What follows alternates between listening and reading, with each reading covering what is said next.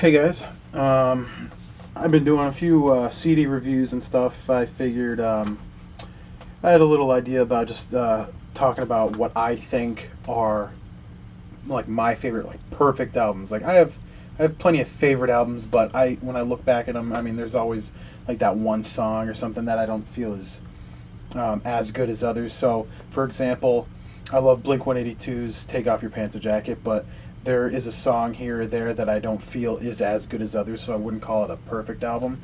Um, I got a small stack here. I don't know if you can see it in the camera, but I figured I'd just run through them, talk about them a little bit. Um, First one I'm going to mention, I actually don't have a physical copy of. I thought I did, but it's Crimson by Alkaline Trio. Um, I just feel like every song on that album is just perfect. I mean, Time to Waste is awesome. I love the music video for it. The Poison is good. Burns, awesome. Mercy Me, and all of them. I think they're all really unique, and I think they're really cool. Um, for a while, I've said that Good Morning was my favorite, but there are a couple songs on that album I don't love. Um, let me see. Like Blue Carolina, I never really listened to that one that much. Donner Party, I don't really listen to that much. Like the first half of that album is really good though. Um, but anyway, that's Alkaline Trio's Crimson. Next one, I do have a physical copy of. It's Thrice, The Artist in the Ambulance. Um, I remember getting into Thrice actually because of this album. I heard songs like "Stare at the Sun" and "All That's Left" back in whenever this was out. I think it's '03. Yeah, 2003. Actually, you're gonna notice a lot of these albums came out around like 2003. Um, but this one, I mean, at first, I didn't really like that much because of songs like Paper Tigers and other ones where he's really screaming a lot. But after like a few years, I kind of like revisited it and like I just kind of fell back in love with it. I don't know. I just kind of grew to like different things when I got a little older, I guess. And now like Paper Tigers is one of my favorite songs. It's just ridiculous. Um, Funny thing about this album, for years I did not know about the song Blood Clots and Black Holes. I had no idea about it. And I was just watching a Thrice video or something on YouTube one day, and that song was on like one of the related videos, and I'm like, I'd never even heard of this. And I put it on. I'm like, this song is fucking awesome. And then I went to go see what album it was on, and it was that one, and I could not believe it because I never thought that it was, or I just never knew it existed. So like, I went and looked at my little music library on my computer, and I noticed it skipped, what is it, track 8, track 9. It completely skipped track 9 for what I had downloaded years ago. So it was really weird. Just thinking that there was another song out there that I'd never heard from like my favorite album, so it only made it that much better. Um, so that was Thrice, The Artist in the Ambulance. Next one is the self-titled Seosin album. I didn't really get into these guys that much when Anthony Green was in the album. I think he's a great singer. I don't really listen to Circus Survive or like any of his other stuff, but I started getting into these guys when I heard Bury Your Head, and it was right before this album came out, and I was so pumped for this album. Like, I'd never been more excited for an album than this. And I remember they released a what song did they release? I think it was what is it? Follow and Feel. It was like a demo version of Follow and Feel, and I thought it was so awesome, and I couldn't wait to hear this album. And I would check this one website to see if it leaked like every day, and I still remember when it finally leaked. I was so happy. And this album I just think is awesome because it was really when Seosin, I think, was at their best. I mean, I know a lot of people say Anthony Green was better, and you know, he definitely was better than Cove, but everything in this album just sounded awesome. It was definitely worth the wait for sure. Um, I mean, there's not a single song on this album that I don't love. There was one song, "Finding Home," that I didn't really like that much, but it definitely grew on me, and I like it a lot now. Um, but every song on this album is awesome. Especially there's a bonus track called "Let Go Control." I don't have it on this one. I think it might have been like an iTunes exclusive or like a Best Buy thing. I don't really know. So that was the self-titled Seosin album. This is Rush, Moving Pictures. Um, I've probably talked about Rush 100 times, if not more. But this is just another one of those albums. Every song is just perfect. Um, Granted, there's only 7 songs. I wouldn't mind if the album was longer. But a lot of their albums were pretty short because they were doing an album like every year. Sometimes even 2 albums in a year, which is ridiculous. But I mean, this has pretty much all my favorite songs on it. I've listened to this so many times. It's definitely one of the first albums I ever bought too when I was really young, maybe like 7 or 8. I don't even know. Um, but definitely worth checking out. I think it's Rush's best album, even though they do have a lot of really good albums. Another one of my favorites was I think it was 2 albums after this one. It was Grace Under Pressure.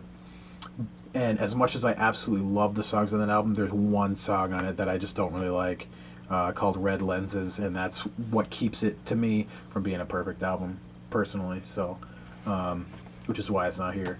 And I'm also keeping it so it's just like, I don't have like 3 albums by the same band here or anything, so I didn't want to like completely overdo it. This is another one. This is New Found Glory, Sticks and Stones. Um, my sister was in love with this album and this band right around when this came out, and like I was just starting to get into pop punk, and so like one day I just went in her room, grabbed this CD, and checked it out, and pretty much right away I thought it was awesome. Um, I mean, they have a lot of really good albums. Crimson's really good, not Crimson, fuck, Catalyst, but that one, just like this one, I mean, it's a solid freaking album, but it does have songs that I don't think are as good as others. I mean, I Don't Want to Know. It's a good song. It's a different song, but I don't think it's as good as some of the other ones. Over the Head, Below the Knees is good, but I mean, it's not great. So every song on this album's amazing. I don't really know what my favorite New Found Glory song is. But the story so far, the last track on this one is really, really good. It's definitely like my top 3. So,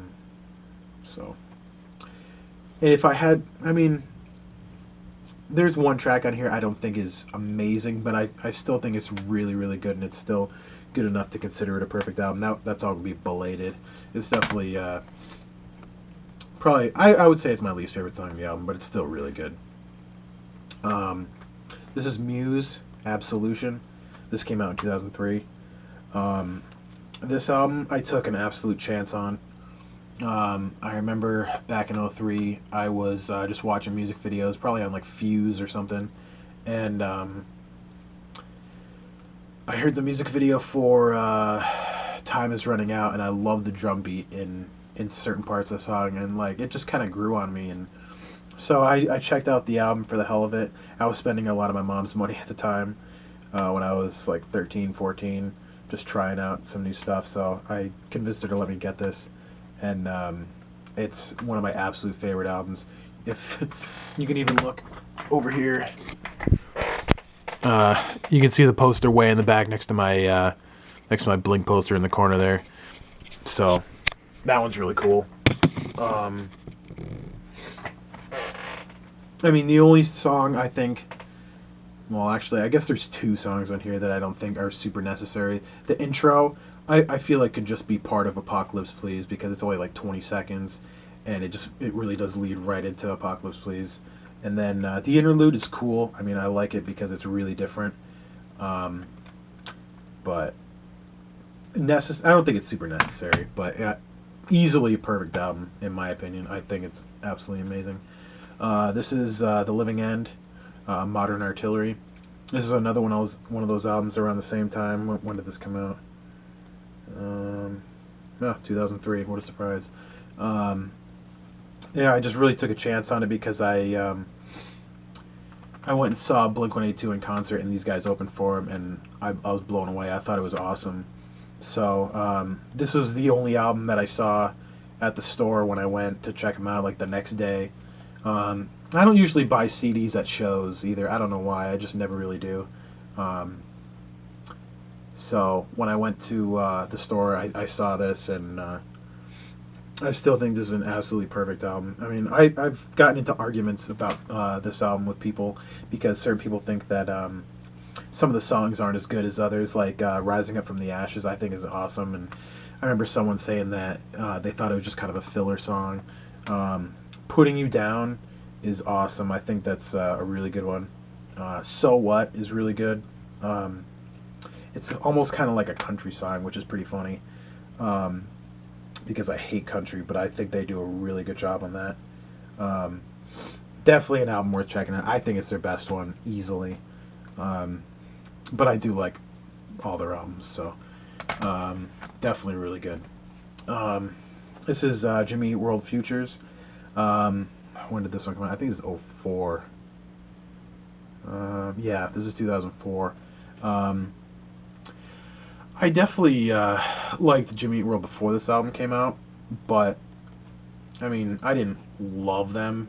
And what song was on this one that came out? I think it was "Pain" was their first single. I'm pretty sure, and I really dig that song a lot. So I checked out the album, and I just loved it. First track is awesome. Futures, great guitar track. I definitely got to cover that one. Um, and then the whole thing is just amazing. "Drugs or Me" is one of the best songs I think they've ever done. Really emotional, really powerful. 23 is a great song. And the version of the CD I got is actually like a special edition. It's got like demo versions of all the songs, which is really cool. Um, if you're into that. So yeah, really cool album. I really like that one. It's still my favorite one of theirs, even though "Bleed American" is really good. There's a couple songs on that album I don't think is amazing. Um, One thing I did want to mention. Before I forget, I don't have any Angels and Airwaves in here because I think at least all of their albums have one song on it, at least, that I don't really like all that much, or I just think is completely pointless. Um, with interludes and stuff like that, I mean, either I like them or I don't like them. And so for like "I Empire," "Jumping Rooftops," I think is completely stupid. I think is a waste of 45 seconds. "Star of Bethlehem" is just an intro to "True Love." I think that's pointless.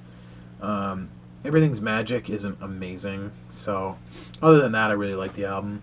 "Love," I don't like "Clever Love," that song. I don't really like "Epic Holiday" that much. The intro to the album I think is pointless. Another one of those things. "The Flight of Apollo" I really like, but such a long, pointless intro, and it drives me nuts. Um, "Love Part 2" I really like a lot, but I don't really like "Dry Your Eyes" that much because it's really similar to "Everything's Magic." "Anxiety" I don't like that fucking song. I just don't like it. And then "We Don't Need to Whisper." That's probably the closest to a perfect album. But I don't know. I mean, a lot of the songs just I don't know. It's really hard to say. I mean, "Good Day" isn't amazing. I mean, it's just not. "It Hurts" isn't amazing, but it's still good. So I mean, if I was gonna pick one of those albums, I'd probably pick "We Don't Need to Whisper." But I mean, I don't know. I don't really have a favorite album from them. So anyway, on to the ones that I do think are perfect. This is "I Am Abomination's" newest album. Um, this came out a little over a year ago, and I must have listened to this goddamn album 200 times. Not even joking. It's playing in my car or on my iPod when I go and hit play. It's going to be on that right now because I am just absolutely obsessed with this album. Um, and I got to be honest, I think the two before this one are perfect too. Um, One was an EP, one was a full length. I don't really like their first album that much, but um, I've been trying to get people into this band for a while. So some people finally took my advice and got into it. It's definitely a lot heavier than most of my followers are into, but it's really just like technical heavy guitar. but with like a poppy type singer, not like sugary pop or anything like that, but just like a singer that doesn't scream and is just really talented singer. Um, so I definitely think it's worth checking out, and every song on this album I'm just absolutely in love with. I love that album. Um, this one is 4 Year Strong, Rise or Die Trying. I put up a fight with this for a long time. I'm sure a lot of you know that. I did not want to cover any of their songs for the longest time, but I finally checked it out. I mean, I got into their other albums first, and like their newest album is the one that I liked first, and then I got into Enemy of the World, and then this one. And the more I listened to this one, the more I liked it, and the more I realized why people liked it. Um, every song on this album is really great. I mean, even the intro is awesome. It's a really good build up to Prepare to Be Digitally Manipulated. Um, if I was going to pick any song that I didn't love, I'd probably pick Catastrophe. But even that is a pretty solid song. I really like the lyrics in that one. So that definitely easily another perfect album. I listened to that a lot over the past couple of years, probably or year and a half, something like that. This is an easy one. Boxcar Racer. Love this album. It is perfect for sure. I don't love the instrumental track. And My First Punk Song, I mean, I don't think is that great. I mean, it's a cool song, but it's definitely a perfect album, without a doubt. I really like it a lot. I don't know. I don't really have much to say, and I don't think I have to say much about this one. You guys pretty much see why I like that one so much. Okay, this one's definitely obvious. The self-titled Blink album. Definitely a perfect album in my eyes. It was probably the most influential album I ever listened to. It's the first album I ever sat down and learned the guitar just by listening to it from start to finish. Definitely a lot of memories with this one. Feeling This, Obvious, pretty much any of them. They're just perfect. The interlude, I've been talking about interludes through this whole video. It's really cool. I mean, I wish it wasn't mainly just like a Travis track. I wish it was more involving all the members. I don't really think that it has much to do with or about Mark and Tom. It's more just like a Travis freestyle thing in my eyes. So, but and you can't really beat the bonus track on that one. And the last one I have is Bayside, Killing Time. A couple of years ago, one of my friends was really getting like all my other friends into Bayside, and I thought they were pretty cool. It was right around when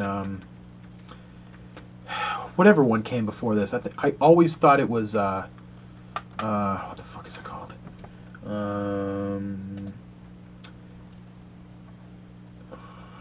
I thought The Walking Wounded came before this, but then I found out it was either Sirens and Condolences or Shudder. I think it was Sirens. I don't know, but whichever one came before this, I mean, my friends were listening to a lot. They were really listening to Walking Wounded a lot. And while I liked it, I mean, I didn't think it was that great. But when this album came out, I gave it a shot without even hearing any of the tracks, and it absolutely blew me away. I think this is easily their best album, and I can't wait for their newest one. But probably my favorite track on this one is It's Not a Bad Little War. I love that track. I listen to that one all the time. But from start to finish, it's just amazing. Definitely worth listening to. So that's pretty much it. I definitely like a lot more music than this, but I mean, there's at least like one song here or there on most of them that I is skippable to me. I might have forgotten like one or two, but looking at my CD collection, I really can't see any other that I might have missed. Honorable mentions, Iron Maiden, Somewhere in Time. That one's really close. There's a little bit here and there about it that I don't love. Sea of Madness, I think, was a song I don't really like that much on that album. The Plus 44 album is good. But, I mean, I never really absolutely loved that album. I always thought Tom was a better songwriter than Mark was. but even though I like them better together anyway. I'm a huge Gravedigger fan, which is German heavy metal. But even my favorite album from them that I've been listening to for almost 20 years has, it does have a song on it that I don't like at all called Black Death. I was looking at the starting line. I love their discography, but each one of their albums has at least a track or two that I don't like that much. I think that's pretty much it. So, thanks for watching. I'll definitely be doing more like actual CD reviews. I didn't really talk too much about these. If you want me to do like a real in-depth version of any of these or any other version or any other CD, let me know. Just leave something in the comments. I do have a couple other CD reviews that I've already recorded that I may or may not have already posted. I don't know. I got 1, 2 right now. So if you got any questions or whatever, any info that you want to talk about or just any comments, just leave them below. So thanks for watching.